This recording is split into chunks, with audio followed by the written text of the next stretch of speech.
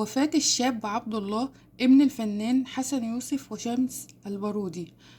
مع الأسف تعرض للغرق أثناء سباحته في الساحل الشمالي.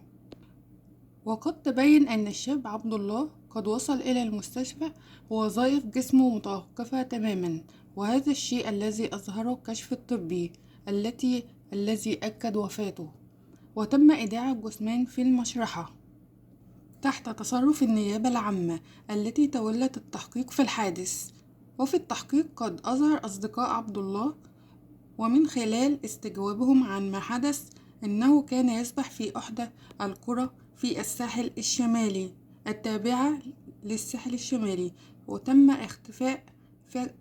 اختفاؤه فجأة تحت الماء، وتم انتشاله فاقد للوعي. ويشار أن الشاب الراحل يبلغ من العمر 35 سنة، وهو الابن الأصغر للفنان حسن يوسف والفنانة شمس البارودي. ودخل الفنان حسن يوسف وشمس البارودي في حالة صدمة وانهيار بعد اللي سمعوه، وبعد تلقيهم عن خبر وفاة ابنهم عبد الله، وده اللي كشفته الفنانة نهال عنبر، وإن حالتهم الصحية للأسف غير جيدة.